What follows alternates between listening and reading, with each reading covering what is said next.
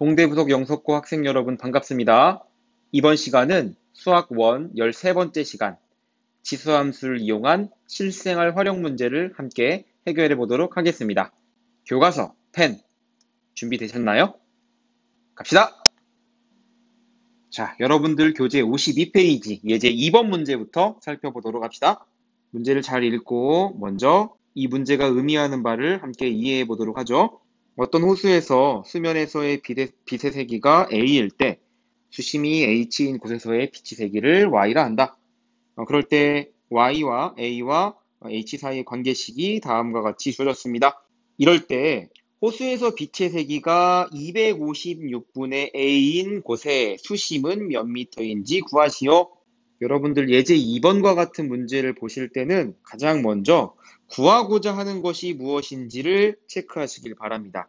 단순한 식으로 주어져 있지 않고 예제 2번처럼 문장제 문제로 주어져 있는 경우 조건과 구하고자 하는 것이 잘 구분이 되어야 문제를 잘 해결할 수 있습니다. 구하고자 하는 것은 빛의 세기가 256분의 A인 곳에 수심을 구하라고 했네요. 문제를 읽어보면 이 수심을 우리는 H라고 했습니다. 즉 H의 값을 구하면 되는 것 같습니다. 빛의 세기가 256분의 A일 때 수심 H의 값을 구하여라. A와 H와 Y 사이에는 이와 같은 관계식이 성립하는데 빛의 세기를 Y라고 한다고 합니다. 이 Y의 값이 256분의 A가 되는 H를 찾으면 되겠네요. 즉 조건을 만족하는 식을 세워보면 Y는 256분의 A는 A 곱하기 2의 마이너스 4분의 H제곱을 만족하는 다음과 같은 식을 만족하는 H를 구하면 되겠습니다. 좌변과 우변에 A가 동일하게 있으니까 없애주시고요. 주어진 식을 정리해 볼까요? 그럼 2의 마이너스 4분의 H가 256분의 1이라고 했는데 256은 2의 네모제곱으로 표현할 수 있겠죠? 256이 2의 8제곱이니까 256분의 1은 2의 마이너스 8제곱으로 쓸 수 있을 것 같습니다. 지난 시간에 배웠던 내용이죠? 다음과 같은 지수 방정식이 있을 때 밑이 2로 똑같습니다. 그러면 등식이 성립하려면 지수가 같으면 되겠죠? 마이너스 4분의 H가 마이너스 8이 되는 H값을 찾으면 되니까 H의 값은 32가 되겠네요. 됐나요? 예제 2번의 답은 32m가 됩니다. 구하고자 하는 게 무엇인지 그리고 조건이 무엇인지를 살펴보고 그에 적합한 식을 세우는 게 이 문제의 핵심이 되겠습니다. 그럼 여기서 잠깐 52페이지 하단에 보시면 문제 3번과 문제 4번 두 개의 문제가 있는데요. 약 10분간 선생님이 시간을 드리도록 할게요. 10분 동안 문제 3번과 4번을 생각해 보시고 10분 이후에 3번과 4번에 대한 답을 여러분들과 함께 살펴보도록 합시다.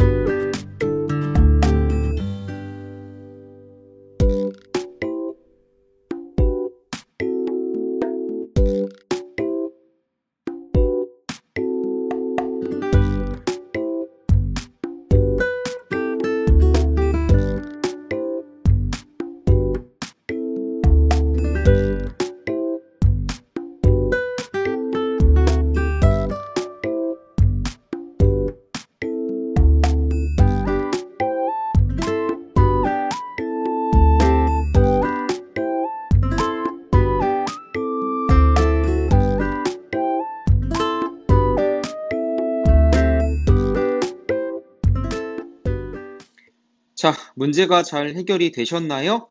자, 3번과 4번 문제 같이 살펴보도록 할게요. 먼저 정답부터 한번 맞춰볼까요? 3번의 정답이 어떻게 나옵니까? 네, 3번의 답은 8년 후가 되겠습니다. 그럼 이 답이 어떻게 나왔는지 같이 살펴보도록 합시다. 먼저 구하고자 하는 것이 무엇인지 봅시다. 구하고자 하는 것은 625만 원을 투자했을 때 몇 년 후에 1296만 원이 되는지 구하여라. 투자 기간을 구하는 거네요. 다음과 같은 관계식이 성립할 때 T값을 구하여라. 이렇게 파악할 수 있을 것 같습니다. 여기서 이 Y값이 1296만 원이 되겠죠? 그리고 이 A값이 625만 원이 되는 것 같습니다. 식을 세워볼까요? 1296만 원은 625 곱하기 5분의 6의 2분의 t제곱과 같다. 양변을 625로 나눠보죠. 그러면 5분의 6, 2분의 t제곱이 625분의 1296과 같은데, 자, 이 625와 1296은 전부 다 a의 n제곱꼴로 표현되어지는 거듭제곱입니다. 625는 5의 4제곱과 같고요. 1296은 6의 4제곱과 같죠? 그럼 이것은 지수법칙을 이용하면 5분의 6의 4제곱으로 표현할 수 있겠죠? 밑이 똑같이 5분의 6인데요. 좌변의 식과 우변의 식이 같다고 했으니까 우리는 지수만 비교해 주면 되겠죠? 2분의 t가 4가 되는 t값을 구하는 거와 같으니까 t는 8이 되겠습니다. 이렇게 주어진 조건을 만족하는 답을 구해보면 8년 후가 되겠다라는 거 찾을 수 있겠네요. 됐나요? 다음 문제 보도록 합시다. 4번 문제입니다. 역시 마찬가지로 구하고자 하는 것이 무엇인지, 조건이 무엇인지를 분석해 본 다음에 우리가 답을 찾아보도록 할게요. 먼저 답을 알려드리자면 4번 문제의 답은 18시간이 나오죠. 주사액의 약효의 지속시간을 구하여라. 구하고자 하는 것은 지속시간이네요. 문제에서 시간을 t라고 했기 때문에 우리는 t값을 구하면 되겠습니다. 그러면 이 시간을 구하기 위해서 어떠한 조건들이 있는지 한번 살펴봅시다. 먼저 두 번째 줄 보시면 이런 말이 있어요. 자, 먼저 첫 번째 조건이요. t시간 후에 혈액 속에 남은 양은 처음 주사한 양의 가로의 t제곱이다. 첫 번째 조건. t시간 후에 혈액 속에 남아있는 양이 주어졌습니다. 그리고 두 번째 줄 보시면 이런 말이 있죠? 혈액 속에 남은 양이 처음 주사한 양의 64분의 1보다 적으면 이 주사액의 약효가 없어진다. 이 두 가지 조건을 이용해서 식을 한번 세워봅시다. 문제에서 처음 주사한 양이 주어져 있지 않죠? 그래서 우리는 처음 주사한 양을 편의상 A라고 표현해 보도록 하겠습니다. 처음 주사한 양을 A라고 해볼게요. 자, 그럼 첫 번째 조건을 만족하려면, 즉 t시간 후에 혈액 속에 남아있는 양은 처음 주사한 양의 가로의 t제곱이다 라고 했는데요. t시간 후에 남아있는 양은 a 곱하기 가로의 세제곱근 루트 2분의 1의 t제곱이 되겠죠. 자, 이렇게 t시간 후에 혈액 속에 남아있는 이 양이 처음 주사한 양의 64분의 1보다 적으면 약효가 없어진다고 합니다. 처음 주사한 양을 A라고 했으니까 그것의 64분의 1은 A 곱하기 64분의 1이 되겠죠? 이것보다 작으면 이와 같은 부등식을 세울 수 있겠네요. 양변에 A가 있으니까 A를 없애주시고, 자, 다음에 부등식을 살펴볼 텐데요. 가로 안에 있는 식은 세제곱근 루트 2분의 1입니다. 이것은 2분의 1의 거듭제곱으로 이와 같이 표현할 수 있을 것 같아요. 세제곱근 루트 2가 2의 3분의 1제곱과 같으니까 지수법칙을 이용하면 2분의 1의 3분의 t제곱으로 바꿀 수 있겠죠? 64는 2의 6제곱과 같으니까 밑이 2분의 1인 지수로 바꿔보면 다음과 같이 표현할 수 있겠습니다. 2분의 1의 6제곱. 그럼 부등식이 밑이 2분의 1인 지수부등식으로 표현될 수 있다는 걸 알겠죠? 밑이 똑같으니까 무엇만 비교하자? 지수만 비교하자. 그런데 여기서 주의해야 될 점, 밑의 범위가 0과 1 사이의 값이네요. 그럼 함수는 감소함수, 부등호 방향은 반대가 된다. 3분의 t가 부등호 방향이 바뀌어서요. 6보다 큰 t값의 범위를 구하면 됩니다. 그러면 t는 18 이상이 되겠죠? 다시 얘기하면 주사액의 약효 지속 시간은 18시간이 된다라고 생각할 수 있겠습니다. 지난 시간에서도 우리가 봤던 문제이지만 밑의 범위가 1보다 클 때는 지수함수가 증가함수이기 때문에 부등호 방향은 그대로가 되겠죠. 하지만 이와 같이 0과 1 사이일 때는 함수가 감소함수이기 때문에 부등호 방향은 바뀐다라는 거 다시 한번 복습해 보시길 바랍니다. 됐나요? 자, 이렇게 이번 시간에는 지난 시간에 배웠던 지수 방정식, 지수 부등식의 풀이 방법을 가지고 실생활 활용 문제를 살펴봤습니다. 다음 시간에는 로그 함수를 활용해서 다양한 문제를 풀어볼 텐데요. 지수와 마찬가지로 로그 방정식, 로그 부등식, 그리고 로그 함수에 대한 실생활 활용 문제를 살펴보도록 하겠습니다. 동대부속 영석고 학생 여러분, 오늘도 수고하셨습니다. 수학 공부하면서 궁금한 점들, 질문하고 싶거나 공부법 상담을 받고 싶은 분들은 인스타 DM, 이메일 남겨주세요. 라이브 매스는 대한민국 수포자가 없어지는 그날까지 함께합니다.